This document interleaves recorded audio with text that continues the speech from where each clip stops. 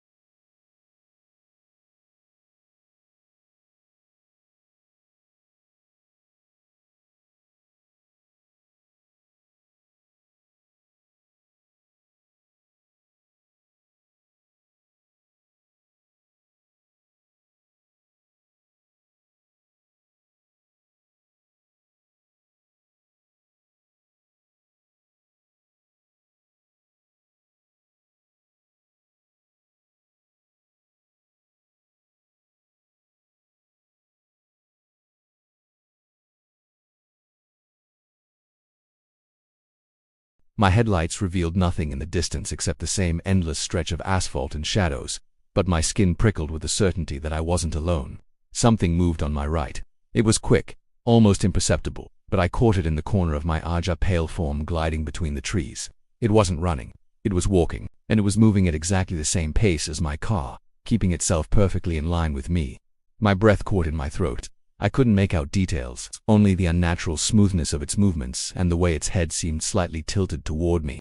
I pressed harder on the gas, but when I glanced again, it was still there. My pulse thudded in my ears as my mind tried to find a logical explanation. A trick of light, my tired eyes, a deer, anything, but whatever it was, it didn't blink, didn't falter, and didn't fall behind. It stayed with me. Then, the forest abruptly broke. The dark wall of trees gave way to a narrow dirt path that cut sharply away from the road. I slowed, staring into the mouth of it.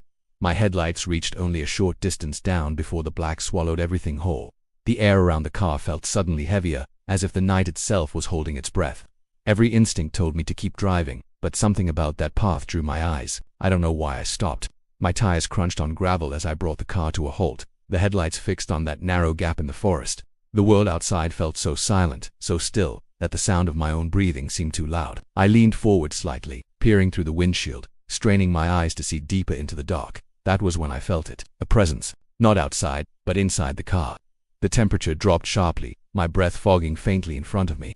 My hands trembled on the steering wheel, and I had the sudden, overpowering sense that if I looked in the rearview mirror, I would see something I could never unsee. I couldn't move. Every muscle in my body was locked, my pulse pounding in my throat so hard it hurt. Somewhere deep in the forest, a single sound broke the silence, a faint crunch, like a footstep on dead leaves. It came from the direction of the dirt path, slow and deliberate. Then another, closer, and another. The noise was approaching, each step heavier than the last. Though I could see nothing, my mind screamed at me to go, to leave, to run. But my body refused to obey. The pressure in the car grew worse, pressing against my ears. My vision swam at the edges. Then it happened. A single wet handprint bloomed across the windshield directly in front of my face, not from the outside, from the inside. Its shape was wrong. The fingers were too long, the palm too narrow. Droplets of cold water slid down the glass, catching the glare of the headlights in tiny silver streaks. I tore my eyes from it and stomped on the gas. The car shot forward, and the dirt path vanished into the dark behind me. I didn't dare look in the mirror. I knew it wouldn't be empty. I didn't let my foot off the gas for a long time, my hands locked in a death grip on the steering wheel. The cold sweat running down my back made the seat feel damp, and the air inside the car was still too heavy, as if the night had followed me in and refused to leave. The road finally began to straighten, the suffocating wall of forest on either side breaking apart until I found myself driving past open fields under a starless, empty sky. There was no moon, only a dull, gray-black void stretching above me. For a moment, I allowed myself to believe I'd outrun whatever had been near me. My breathing slowed, and my shoulders loosened slightly. That relief lasted only until I saw the shape lying across the road ahead. At first I thought it was debris, maybe a fallen branch or a large animal. But as I drew closer, the silhouette took shape. It was another car, sprawled diagonally across the lane, its doors hanging open like broken wings. I eased my foot off the accelerator, my headlights washing over the scene. The windshield was spider-webbed with cracks, the front bumper crumpled inwards. One of the tires was mangled so badly that the rim sat half buried in the asphalt. The driver's door hung wide open, but the seat inside was empty. The strange part was the light. The car's headlights were still on, shining weakly into the field, and the faint hum of its running engine carried across the still air. My gaze followed the beams of light, and that's when I noticed the grass beyond the road.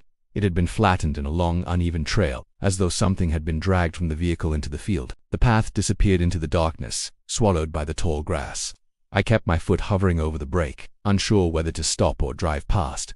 That S, when I heard it, a sound so faint at first that I thought it might have been the car's engine rattling. But the longer I listened, the clearer it became.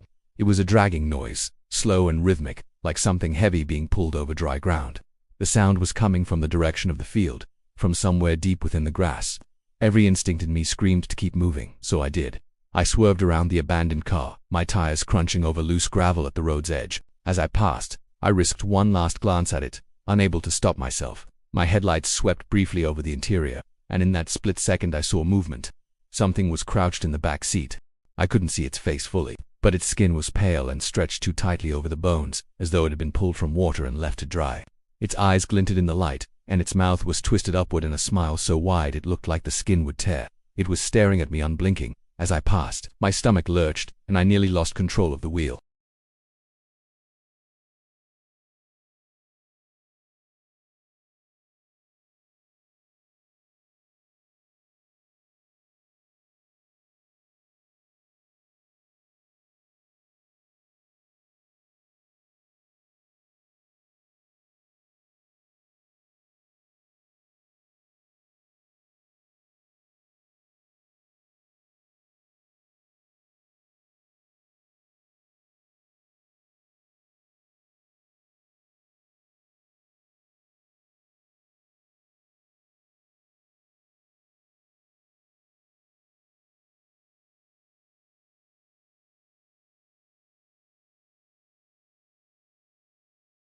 Replaced by dense rows of bare, skeletal trees that reached toward the road like a blackened cage.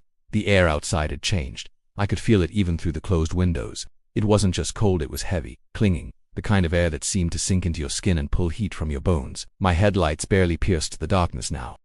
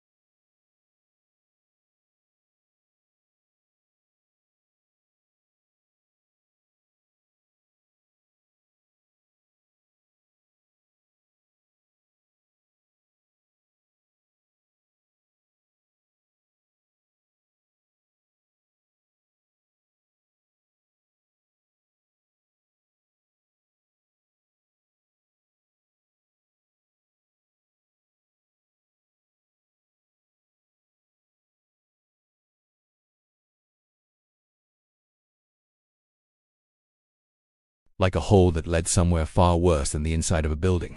I forced myself to keep moving, resisting the urge to look back. My mind was screaming at me to focus on the road ahead, but my skin prickled with the certainty that if I looked in my mirror, I would see movement, something stepping out of that house and onto the road behind me. The fog grew even denser, curling in tendrils across the hood of the car. My headlights caught strange glints in it, tiny specks that shimmered like frost before vanishing. My ears strained for any sound beyond the muted hum of the engine, but the world was too quiet. The silence pressed against me like a weight, thick and suffocating. The road felt longer now, stretching endlessly, the curves sharper, the fog thicker. I began to wonder if I'd ever make it out, if this road had become something else entirely, a place that existed outside of where I had started. My hands were numb on the wheel, my eyes burning from staring so hard into the haze. Then, from somewhere behind me, a sound broke the silence, not loud, but distinct, the slow, deliberate creak of old wooden boards under weight, like footsteps on a porch. I didn't need to look to know exactly which porch they were coming from. I don't remember how long I drove after that sound. My mind felt split in two, one part focused on keeping the car moving, the other locked in the memory of the house and the figure in the window. The fog finally began to thin, but the sense of something following me didn't fade. It clung to me like the dampness in the air, heavy and unshakable. Eventually, the road straightened, and the shapes of buildings emerged ahead. Relief hit me first. I'd reached the outskirts of a town, or so it seemed. Streetlights glowed in even rows, their yellow pools of light cutting through the haze. Storefronts lined the street, their signs faintly illuminated, glass windows catching the dim glow. For the first time all night, I thought I might be safe. But then I noticed the stillness. Every door I passed was wide open. Shops with shelves fully stocked sat untouched, their lights humming softly, but there was no one inside. Cars lined the curbs, some with their headlights still on, others with driver-side doors left swinging open. A few had engines idling.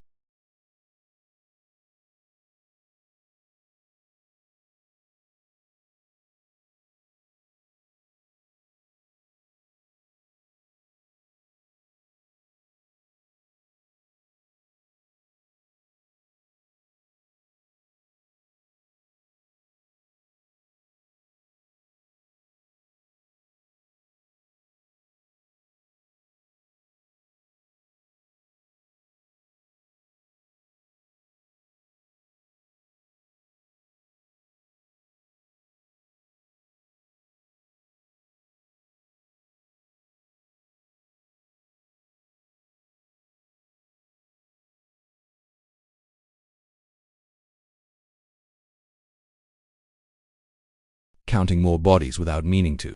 Their faces blurred together in my mind, all frozen in the same glassy stare. I reached an intersection and stopped.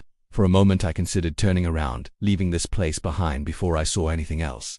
My hands tightened on the steering wheel as I looked straight ahead in that S when my blood turned to ice. Parked directly across from me, blocking the other side of the intersection, was my car.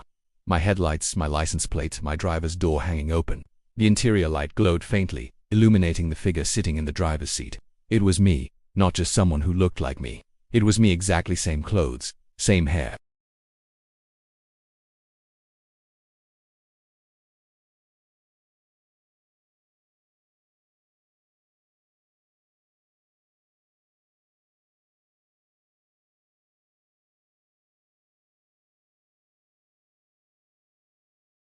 The version of me sitting in that car tilted its head slowly, unnaturally far, almost the exact angle of the figure I had seen on the road earlier. I couldn't move. My foot hovered over the gas pedal, my body frozen in place as my own eyes stared back at me from the other vehicle. Then the headlights on my car flared brighter, flooding the street in blinding white. When my vision cleared, the other car was gone. The intersection was empty, but the driver's door of my car was still hanging open, swaying gently as if something had just stepped out, and I knew without looking that it was behind me.